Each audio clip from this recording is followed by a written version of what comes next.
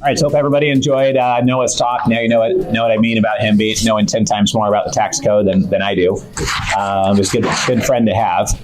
So now we have Carl up here from CamaPlan. He runs a platform for self-directed IRAs, 401ks or solo 401ks, health saving accounts, if you know what those are, and a number of other accounts he can rattle off here in just a minute. I've known Carl for 7 or 8 years. We have invested together. We have clients together. And I think you learn a lot while building a platform with 7,000 investors on it. So we're going to pick his brain a little bit. Love to get some questions from the audience as we go. In New Jersey, Carl was with us a couple of days ago, and we got through 1 or 2 questions, and the rest of the time was taken up by questions from the audience, which was fine. But Carl, do you want to introduce yourself? Anything you'd add to your story or anything about CamaPlan you'd like people to know before we get started? Well, one of the things that we do is we help asset providers or fund managers find the low-hanging investors' cash that's out there. And we also will help introduce them to our platform so that they can learn or have access to our clients and other investor groups that we work with. Great. To get to the point, my new one-liner from Wednesday. So one good thing to know about self-directed IRAs is you might go out to raise capital from an investor who's usually pretty liquid and active, but in this type of economic environment, maybe a deal's taking longer to sell. Maybe they can't get out of a deal. Maybe they got beat up on a deal. They're feeling less liquid. They might say, sorry, this liquidity is just not there right now. Maybe let's talk again in 9 months or so. Many times private investors do not know, and you could ask them, do you like where the stock market's at? Do you believe it should be that high? Does it make sense where the stock market's at? They'll probably have obvious answers to that. And so you can ask them about whether they know about self-directed IRAs or solo 401ks. And if they're able to convert and use this type of an IRA through CamaPlan, then they could unlock some of that capital. Instead of feeling like they're forced to put it into the public markets, they could then put it into a real estate deal or a private company. So it's a way for you, with each investor who says, oh, sorry, I don't have any liquid capital right now, to introduce them to a new concept. And it could be as simple as them putting $7,000 in an HSA or investing $25K from an IRA the first time to get comfortable with it. And Carl's team will have calls with the investor, show them how to do this. And that's how they've grown to 7,000 investors, is by working with people like yourselves, either as an investor or someone who's raising capital, right? Yeah, we'll do all the work for you if you have investors that already trust you. Trust is the biggest issue that people have, and that's what takes a long time to develop. But if you already have people that like what you have and are used to investing in it, and most of you, I think, in here are using accredited investors, it's easy to say, hey, do you want to use your IRA and 401k to do this? And why would you do this? Well, you don't want to be into diversification, as Richard talked earlier. So now they've got their money in somebody they know and trust and like your returns. And guess what? Most of these people are accredited. What tax bracket are they in? So accredited investors are in usually the highest tax bracket, unless you got Noah doing your stuff for you, and he's showing you, right? But he just showed you an example with the $10,000. But now you've increased, if they've got their own personal discretionary cash in there and they do it in the IRA, at the end of the year, they're going to see that the IRA has almost 40% more money in it because of the dividends or the payments that have come there. So it makes your investment look better. Great, thank you. Does that make sense? All right, so if anyone has questions, feel free to raise your hand. But one question is, along the way, what led to your massive growth, right? I'm sure at some point over the last 20 years, you started to grow at twice the clip or 5 times faster than you were before. Well, when we first started out, we were doing a lot of retail sales to individuals, and that has its pros and cons. And then a few years ago, we started looking for fund investors. And because of our common goal, we want clients and fund managers, syndicators want money. So they're almost becoming salespeople for us because that's where they're going. So that helped propel our business, and we're looking to do more and more of that. And we'll take off all of the teaching and things like, you don't need to do it. Just introduce your clients on a Zoom call or bring them into your office and set us up, and we'll meet with them. Great. Yeah, I know one of the members in our club has opened up 2,000 investor accounts using self-directed IRAs as a strategy. So some people go really deep with this and use it all the time. Other people never use it once in 30 years raising capital, and they don't even know it exists. So big variety out there. When you look at people that are, doing the sales for you and bringing in people and who are growing the fastest, what would you say are some of the attributes of the best capital raisers out there, the best investment managers? Is there a few things that would be good for everyone in the audience to hear, whether they're an investor or a capital raiser, who those people are or what they're like? Sure. As I said, the biggest issue is trust, right? The second thing is transparency. If you're transparent, there's some investors out there, all right, come on down, let me look at your books, right? All right. And then they'll even go in and open up their bank accounts to them and say, well, here's the bank account today. Here's what it's been for as long as the bank account will put it up online. They'll go ahead and they'll show it to them. So I think trust and transparency are two of the most. I've got a list of some of that, so I'm glad you asked me. Sure. Richard didn't tell me his questions beforehand, so I had to... Keeps it interesting. Yeah. And part of my thing is I want to deal with fewer, better people, especially as I get older. And I use this example on Wednesday. If you know somebody for 10 years or 15 years, and they've made every payment as promised and never been late, how does that make you feel, right? Doesn't that move them up to the top of the list? The other thing that I like about that is they've most likely done a downturn. If somebody got into business in 2018, or 2013, it's basically been a rising tide that whole time. So you haven't seen how they've done in a down market per se. And I think that's very clear. And obviously there's a lot of red flags out there, which we didn't touch on in New Jersey, New York.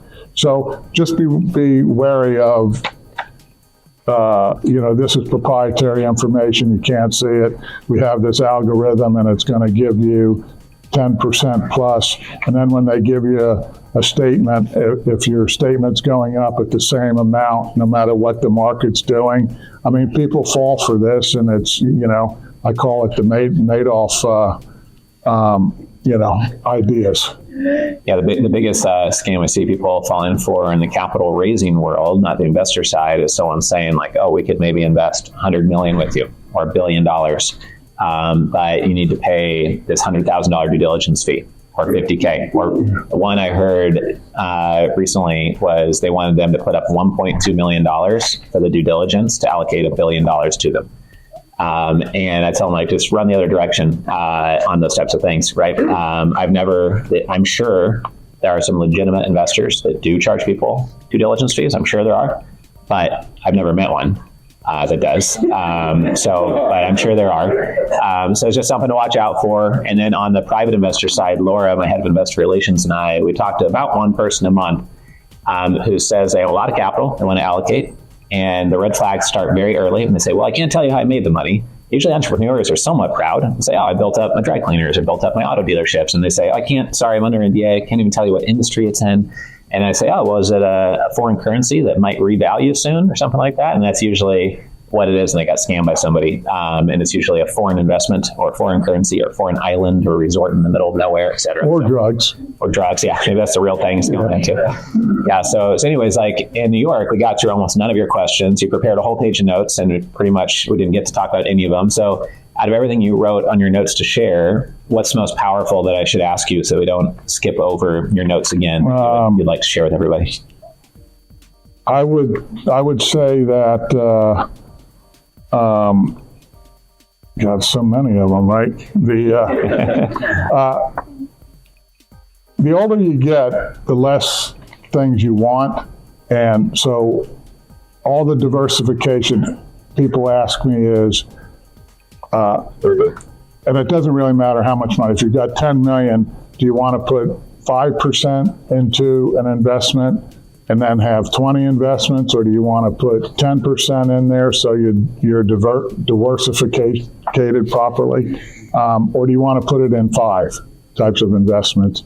So I would look for that, and when you're talking to investors, find out what that is up front. And there's some investors that will just flat tell you, I'm not putting more than 5% in my in any one asset class. I'm going to put it out there, and others are 10 and others are 20. So the other thing that I would say is very important is there's a lot of technologies that are coming out nowadays, like putting groups together and doing the toe dipping. If you're looking for a $500,000 minimum, you might find 10 people with 50,000. So don't just, some of that might be their own private money. Some of it might be in their IRA or 401k. Some might be in their kids' money, because the IRAs can't be sent out, stretched over a century anymore. So people are looking to put more money into their kids' accounts. So I would think about those types of things. And then talk to me about red flags in the future. I'm going to stay around here, the whole day. Great.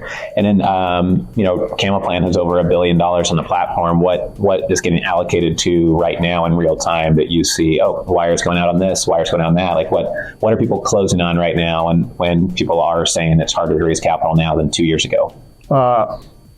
Private loans are high. Gold and silver is high. When I talk to the individuals, they said, where's interest rates going? Are we in an inflation or deflationary point? What about affordability for the housing? What about supply chain issues, right?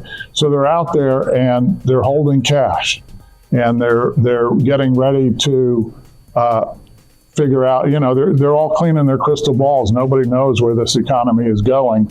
So they are looking for what it is, and they're setting themselves up to pivot. If we really have reached the peak in interest rates, great.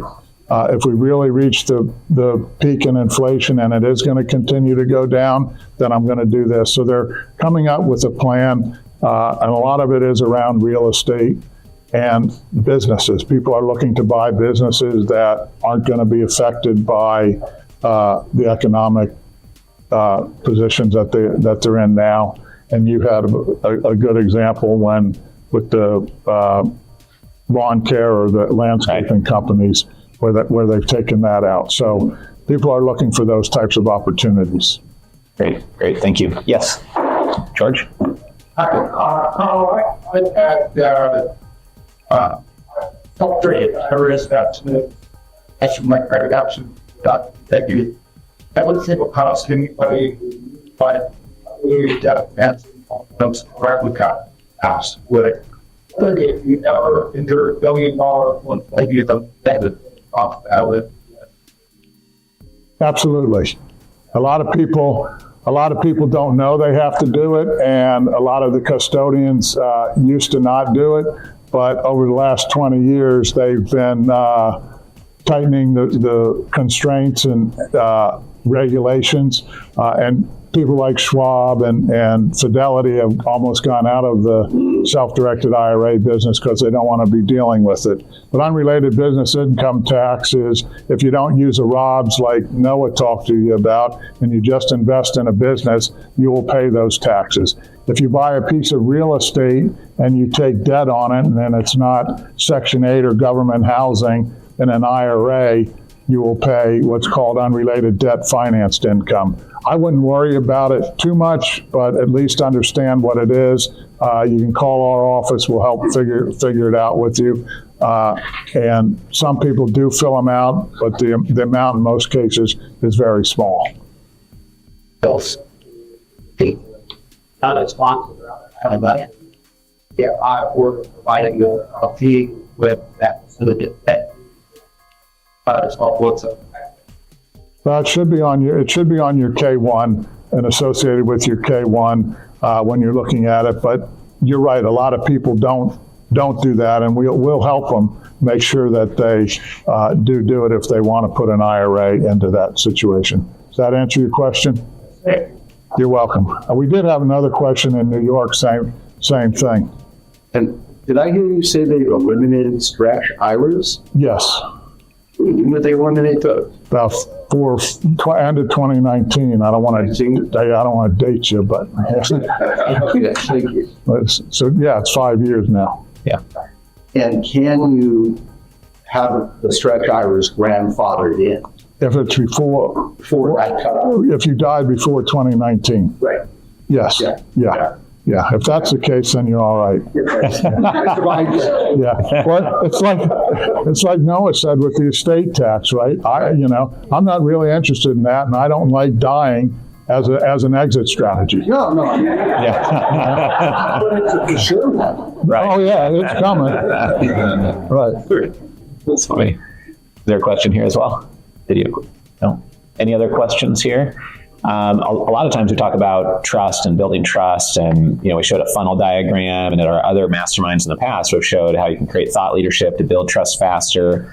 What are some non-obvious ways that you've learned at CamaPlan to build trust faster for those here in the room that want to grow to having $1 billion in revenue or $1 billion in assets, like that are maybe not obvious? Everyone hears that and said, okay, yeah, investors have to trust us. I know that. That's nothing new, but it's so important. Is there anything that's actionable, practical, you could provide to the room? Well, when we started our company, it was my sister and I. Before that, I was launching rockets at Kennedy Space Center. And I ended up, because my dad died, I ended up finding out about this. And my sister's 15 years younger, and she knew all the trust software stuff. And she says, well, I'll help you figure out how to do that, because our people, I learned about this, and then, there's engineers and a lot of people I worked about, and I'm the oldest of 12 kids. So I had a pretty big sphere of influence. So I started helping people and telling them what I had learned, and then they said, why don't you start your own company? I said, I don't want to. But then they talked me into it. So when my sister agreed to it, we started it. And my sister was going to be in charge of the back office, and she said, well, what are you going to be in charge of? I said, I don't know. I'll just try to get the clients. But I'm an engineer, right? I'm not a salesman by any stretch of the imagination. And my first presentation was all graphs and spreadsheets. My sister sat all the way in the back of the room and went, saying, how boring is your stuff, So I said, well, I'm just telling people about it. She said, yeah, but you picked stuff up pretty quick, and you liked it and you learned it because we were buying real estate and not paying any taxes, right? That's what my mom and dad taught us. And by not paying those taxes, I said, well, everybody's going to like that. But somebody raised their hand when they said, yeah, I want to pay more taxes, when Noah asked you. But I thought that was all it was. So I came back, I took some marketing test or sales test as being the sales guy, and I was like the lowest the guy's ever said. He said, you shouldn't even be here. You got to run your business into the ground. So I said, well, we'll put sales, as our third point of building the business. And what happened is the guy said, well, why are people coming from you as bad as you are? And they said, well, you just have a way of being honest and trustworthy, and people like that, and that's what's good. So just keep doing the same thing. And so I think that's where it comes back: honest, polite, and build trust with people. And I don't think you can go. People say, well, how about if you take a cut? What can I do if you give me a? And we've kept those lines very clear over the 20 years. And it's just worked for us, and we'll continue to do that. I don't know if that answered your question. Yeah, I think that's helpful to a lot of people here in the room, and also might give people confidence. They feel like you're not the most outgoing salesperson. I'm not extrovert at all. Andres is, Daphne is. They love to talk to human beings all day long. I'd like to hide on my computer and just type emails. And so, like, some of you might be that way and feel like, how am I supposed to raise capital or do deals or go network at this conference and whatnot. So just ask them, how many people want to listen to a CPA or an engineer? Right? How many people have talked about IRAs or 401ks over dinner? Ever. Right? There is no sex and sizzle in my business. Yeah, so we had a mastermind just like this in Scottsdale at Caliber's headquarters, and the CEO of Caliber is 42 years old. They're publicly traded now. They manage well over $1 billion in assets. He's a CPA by trade. He's like really soft-spoken, and he was very low-key. And he said the same thing. It's all about trust. It wasn't like that he was a whiz-bang, amazing salesperson, like Grant Cardone personality or super extrovert. So I think it's important to point out, not that you can't be trusted if you're not that way, but maybe it actually helped you that you weren't like a slick salesman, Wall Street seeming person, right? Yeah, So- and I couldn't change. Right. So it was, it was very organic. Right, great. We have time for one quick question or something else from your paper you want to share, or both. Yeah. Carl, have you ever considered doing the stand-up comedy? I've already had my 2 or 3 careers. I'm not doing it, but thank you. Is there anything else, Carl, you wanted to share from your printout there, or do you think we got most of it across? I think that we got most of it addressed, but one of the things I do like as a company is that we do have podcasts and webinars, and I do like people that are in the business to talk about it, not just teachers who teach about it, but people who are actually doing it. And then the other thing I think that we've helped is when somebody has alternative views to something that was presented, we'll invite them on to talk about their things. And then sometimes we'll even put the two together so they can debate in front of people. Because I think knowledge and expertise creates better investments and also lets people sleep and reduces anxiety. And that's what you want when people invest with you, or if you're investing with somebody else. Right, that's great. Yeah, I think like one theme that's came out today is like, Noah talks about being rich beyond money. We talked about how billionaires or just any successful people don't have to put up with people that are like rude or not professional or just stressful to be around. Carl talked about not being a slick salesperson, maybe that helped him build trust. So all these things are connected to the fact that once you have money for a mortgage, your kids go to school, and a car and food, and you're not worried about bills for those things, you want to start evolving some parts of your life. And any investor that's valuable is going to be somewhere along that ladder of evolving into going towards freedom, going towards enjoying their life more, going towards being more productive. And all of that is upgrading the level of trust and level of service providers. And there's like 34 self-directed IRA groups that could have had up here. But Carl is very easy to talk to. He's very easy to work with. He's been great to get to know. So he's up here, not someone who has a $10,000 suit instead of a $5,000 or whatever suit you're wearing today, is my point. So bad example. But basically, we've enjoyed getting to know Carl. So Doesn't he look much better? that's a bad thing we just found out, if that's true. But I appreciate you being here, Carl. And if anyone needs to or wants to connect with Carl, he'll be here to network after the event's over. If you need his contact details because you have to run to catch a flight or something later this afternoon, to let me know. I'll get you in touch with his team. I've met his sister. I've met with his team in their offices in Pennsylvania, and have spoken at many of our events. You'll see him at future events, but it'd be a great strategy to tap into additional sources of capital. So let's give Carl a round of applause. Thank you. Thank you. Join the Family Office Club by visiting familyoffices.com. We look forward to seeing you at our next live event.